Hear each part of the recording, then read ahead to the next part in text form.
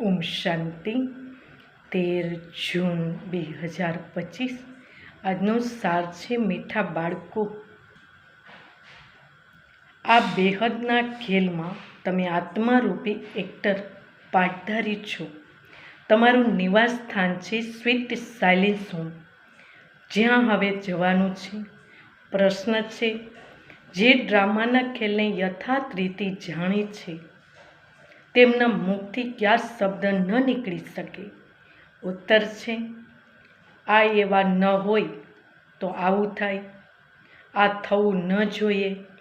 આવા શબ્દ ડ્રામાને ખેલને જાણવાવાળા નહીં કહી શકે।